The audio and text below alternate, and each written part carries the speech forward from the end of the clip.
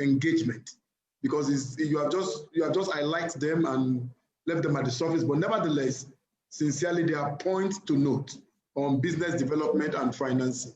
I will not want to dwell much on that so that I can allow the money man to talk. Excellent. So let me allow you to talk, then we'll come back to the general comments and question time. Please, Your Excellency, you can do well to write your questions on the chat box if you have a question, a comment, and also there's going to be an opportunity for us to make comments and ask questions as we go ahead in this meeting. So, Your Excellency Solomon King, you have the floor now. You can mute yourself, Your Excellency. Thank you immensely. It's an honor to be here.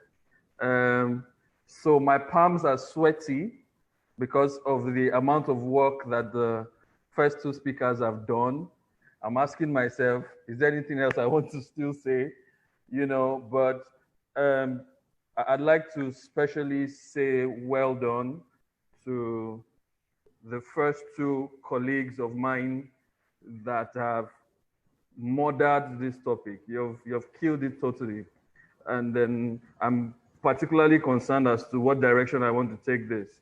I also would want to especially thank the leadership and members of the Global Business Roundtable for having me.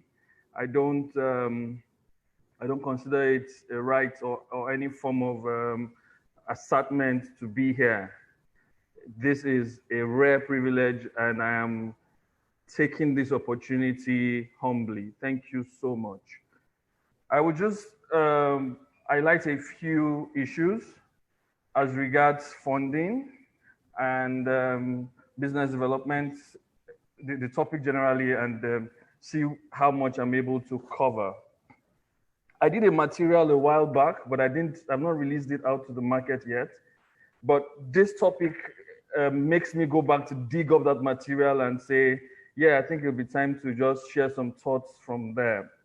I don't want to delude myself to think that everybody listening to me now is a startup. No. I know that usually when you hear funding and business development, entrepreneurs just show up. Whether your business is a startup or you've been in business a while, most people are just interested in the capital business. And so I would attack my thoughts with the thinking that there are a number of other businesses in different cycles that are not startups. So first things first, funding is a process. Seeking funding is a process. And like I want to call them learned colleagues or your excellencies have rightly said, there are different sources. Now, as an entrepreneur, a startup particularly, you need to understand that not every source is right for you. Not every source of capital is right for you. And not every kind of capital is also right for you. There are three major types, the shades by which capital can show up into your business. It either comes in form of equity, or it comes in form of debt, or it can come as free money that we describe as grants. So this is the first thing that I think that I want to add to this conversation that is already going on. Debt meaning that you can borrow some money with the aim to pay back after a while. Equity means that you can get, like the earlier speaker said, you can get investors to join you to fund the business, you know, so that can work. You can also get grants. So there are organizations and institutions that can provide funding for you, from state government to local government to international development organization that can provide some additional funding for you, or even startup funding, depending on where you are and what you want to do. So you can get grants. A grant is a financial assistance that comes from either a person, a foundation, an organization, or a government.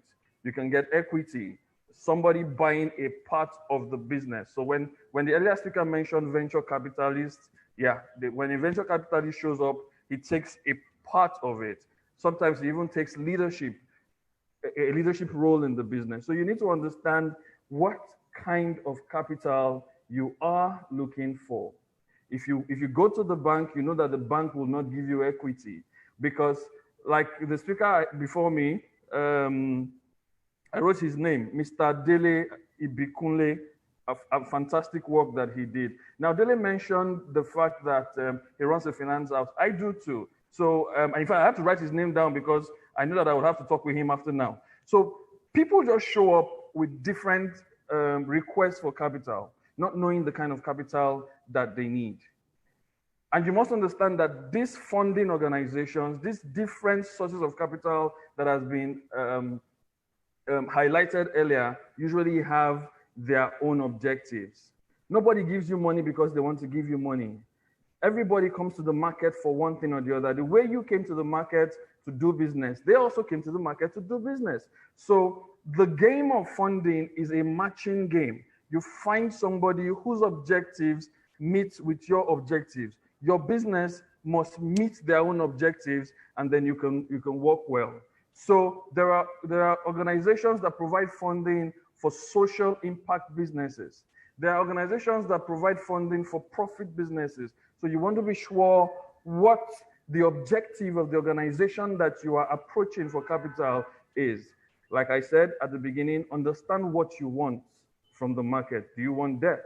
Do you want equity? Or are you looking for free money in terms of grants? With the clarity of that, then you're able to also tell what kind of capital that you are looking for. Again, I mentioned that not everybody here is a startup, okay? But startups usually want seed capital. Other businesses who are already working may be looking for working capital, which means that seed capital is what you start with, seed, okay? And like rightly put by Mr. Ibikunle and the gentleman earlier, I think, is that Deji? I'm not quite sure. Yes. Yes? Yes, Deji. Yeah, okay, so Deji and Dele, fantastic. All right, so you need to be sure what you want. Because seed capital, most banks don't like to provide seed capital. It does not form a part of their objective. A bank would rather give you working capital than seed capital. So seed capital is for a startup business. So, you know, when Dele mentioned writing a proposal, he talked about, when he was talking, he talked about writing a proposal. Now, in the proposal, you're going to write the purpose of your capital. What do you want the money for? If it is seed capital, some organizations will not give you clear cut. But some organizations are created to give you seed capital. So, you know, venture capitalists, some private equity companies, you need to know what kind of capital each organization provides. So you also have organizations that give you money for asset purchases. You need to know whether it's growth finance that you're looking for. And these are all different kinds of capital. These are all different kinds of funding. Sometimes for some organizations, what they even need is called the debt restructuring. The bankers in the house understand this. So whatever kind of capital that you are looking for, you should know the kind of organization that provides it. That way you don't go into the market and struggling and wasting your time. So in the course of my career, I have raised capital and I've also provided capital. So I've been at the end of looking for capital. I've also been at the end of providing capital as a financing institution. And I realized that during those years when I was looking for capital, my challenge largely was a capital source mismatch, which means I was looking for the right capital from the wrong sources. And so you need to be careful which organization you go to for what kind of capital. I will elaborate on that later. Now, I want to quickly touch on a few misconceptions that startup businesses and generally entrepreneurs have when it comes to seeking funding in the market. You know, so there's this saying that says, not a saying, it's the Bible passage. I think that's Proverbs 23:7, where it says, as he thinketh in his heart, so is he. Guard your heart, not like that. I'm not quite sure of that now. But entrepreneurs always have certain mindsets about the market, about capital, about funding that usually messes them up. And I'll just touch on a few of those misconceptions. Number one, the thinking that capital is scarce. Well, there's this general notion people have mentioned over the years and sank it into their body. They've rubbed it on their skin and their brain like cream and say capital is scarce. No, sir. Capital isn't scarce. Capital is all around you. In fact, there are organizations looking for who to give capital to. Banks are always on the road looking for the right candidates to give capital to. If you're good enough, these monies will come to you. Some people, the way you are on the road looking for capital, there are some people who are on the road looking for who to give capital to. They're looking for the right people to give capital to. So the question there, entrepreneur, their startup is, are you the right person that these funds should come to? Because the way you're looking for funds, people who want to give funds out to are looking for you. So capital is not scarce. What is scarce is the proper positioning for capital. Capital isn't scarce, funding isn't scarce.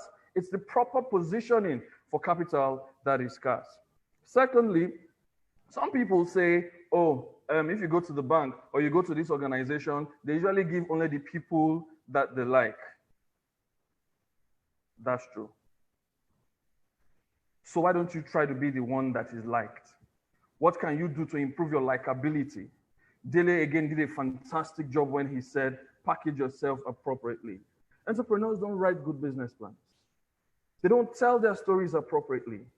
They don't know how to weave a business story. As I talk to you now, I know somebody who's really close to me. The guy enjoys free publicity, huge capital inflows into his business on a regular. And if you sit from a side, you will say, oh, this guy is favored. The favor of God is at work in him. Oh, fantastic. But he knows the way to the market. Like Jesus says, he's learned how to put himself together and tell the proper business story. So yes, some people are favored, no doubt. But more importantly, you must understand that you can put yourself in a favored position by knowing what to do, what to write, take lessons in these things. There are grant writing courses. There are capital raising courses. Who is looking for capital needs to go and take lessons in how to raise capital. There is a skill set to raising capital, and most people don't have it. The people who have it seem to attract a lot of capital regularly, and then you say, oh, they're favored. No, it's not just favor, not just the favor of God, but there's also the wisdom of God that is at work in the lives of these people from the lessons and the trainings that they've put themselves through. Thirdly, you see, in raising capital, you cannot have unnecessary expectations. If you've never managed 100,000, 200,000, don't think that you're going to get 5 million in seed capital. If it comes, you will waste it. And if the person who is giving you money, whether an angel investor, a venture capitalist, a private equity fund, or even government, if they know what they're doing, they won't give you money. Capital is raised gradually. That's why you hear Series A, Series B, Series 1, Series 2, because raising capital is usually in phases.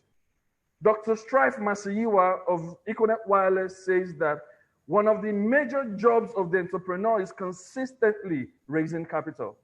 You've got to learn how to consistently raise capital and raise them in phases. If you wait for 5 million, 10 million, 20 million before you say you're raising capital, you won't do good. In fact, what I have learned in the market is this. If you're able to raise 100,000, the person who has 200,000 is more likely to give you than if you've not raised anything at all. So capital is raised in stages. And then there's this thinking in the entrepreneurial cycle. And most entrepreneurs believe that because they are entrepreneurs, they should get capital. I've started a business now. Why is it? Don't be entitled. Nobody owes you anything. Nobody owes you anything at all. Government doesn't owe you. Private equity doesn't owe you. Venture capitalist does not owe you. Angel investor does not owe you. Nobody owes you capital.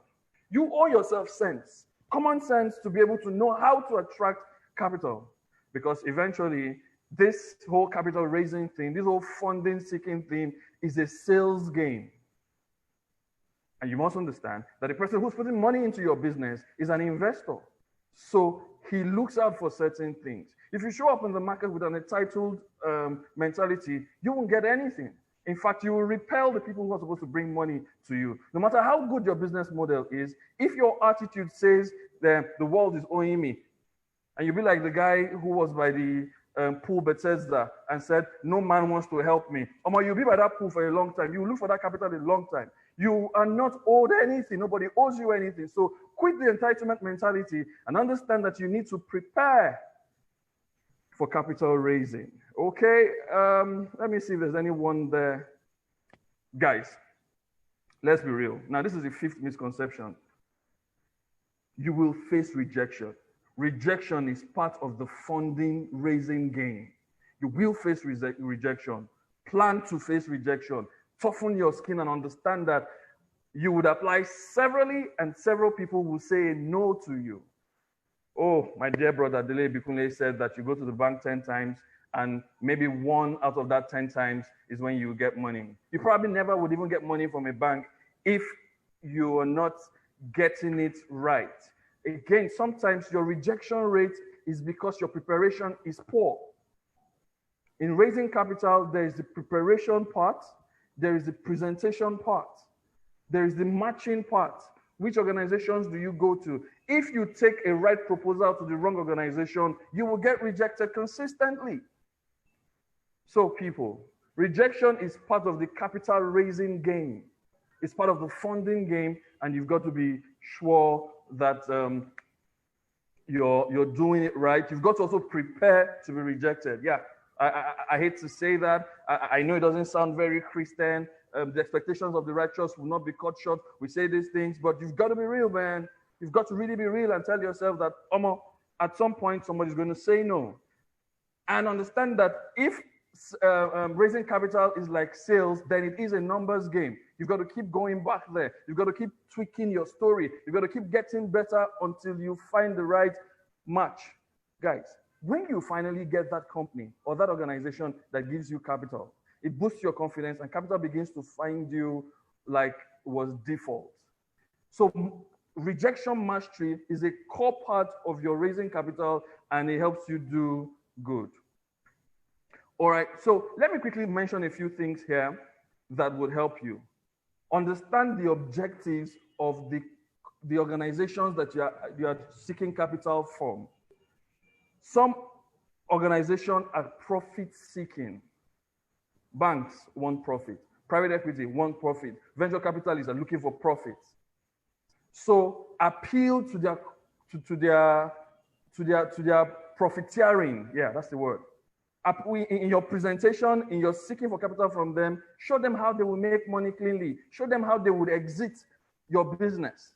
Tell them that, okay, this will sell this much, will sell this much. Talk in numbers, talk in profitability, and show them exit. You may have collateral, you may not have collateral, but do you have the know-how? Do you have the skill set? So, profit. Some people, however, are just in need for adventure. I've had people reach me on LinkedIn. By the way, if you're a professional and you're not on LinkedIn, you may be shortchanging yourself. There's a lot of businesses going on such professional platforms. That's why I'm grateful to God for the Global Business Roundtable, amazing platform. You've got to put yourself in the place, positioning again. We're back at positioning, preparation, presentation, positioning, okay? So you've got to put yourself in the place where people will find you. And then when they find you, understand their objectives. You need to do your background work on the guys you are approaching for capital. Some venture capitalists are just in need for adventure. They just want to do business in Africa, for example. They just want to do business in Asia, for example. They've never experienced the Asian business culture, so your business might just be a vehicle to take them through Africa. For some people, they're in their place of comfort. They're in the season of their lives where, okay, it's just adventure they're looking for. Understand it. Then for some organizations, it's part of their foreign policy to provide funding.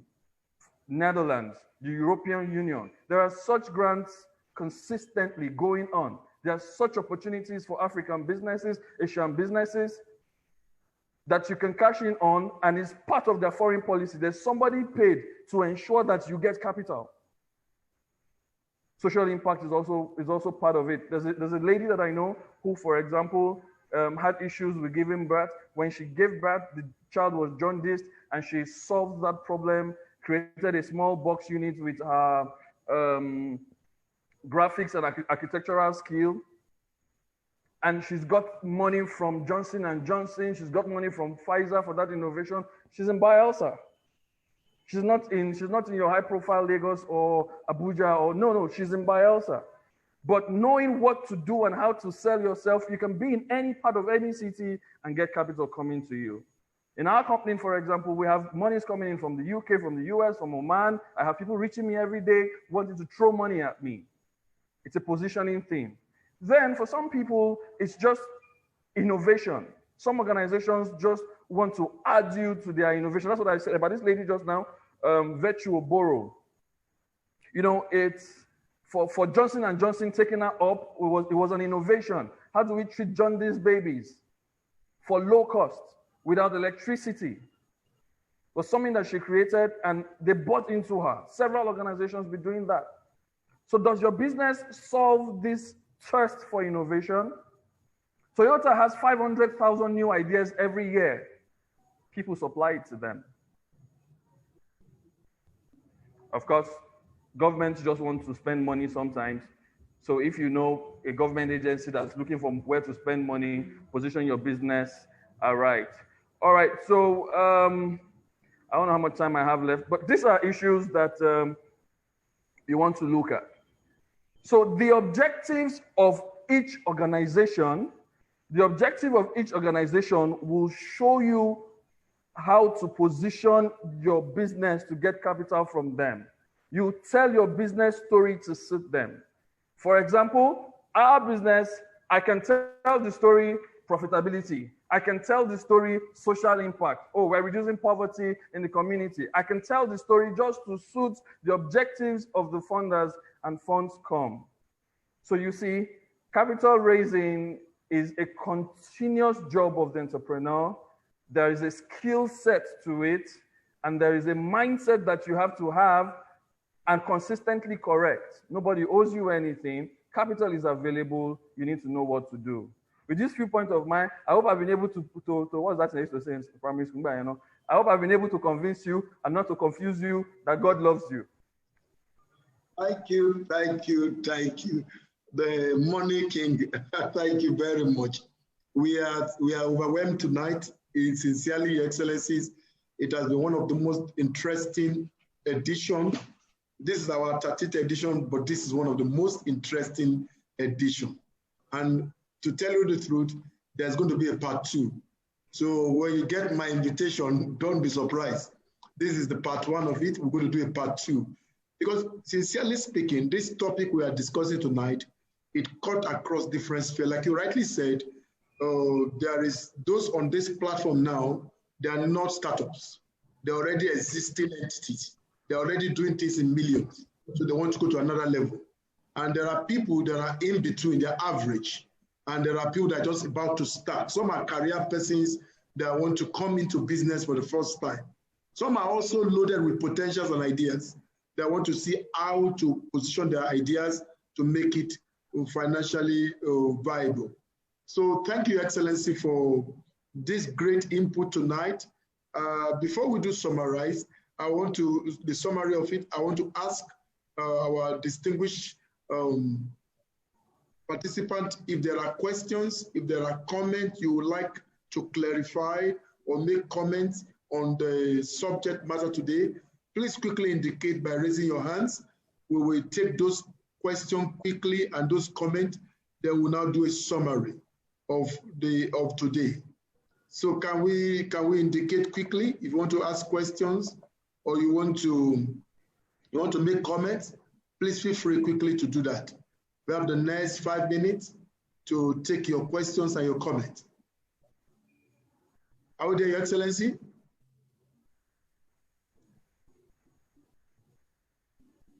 Somebody say you cannot hear anything. Can you hear now?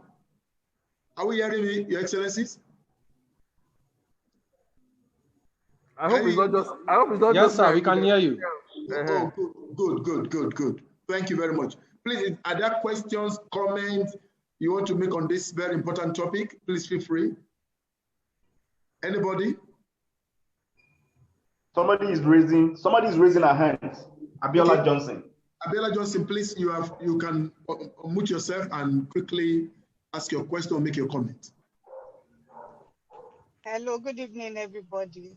Good evening, Excellency. Thank you for another opportunity to learn. Actually, I'm driving, so I would have texted my comments. Please, is there a way we can reach the man that spoke last? I'm a career person, and I don't have like that passion to go into business. I'm afraid of launching out. So I don't know if you can like just give me some words, some motivation and all that. And if I can also share some ideas with you, even if it's just your email address, I wouldn't mind. Okay, Thank you. That will be done. We'll share that with you. No problem. You're welcome. Any other question or any other comment? You can do well to raise up your hands and ask your questions and comment. Any other question or comment? We have about 3 minutes to do that before we go to the next agenda for the day.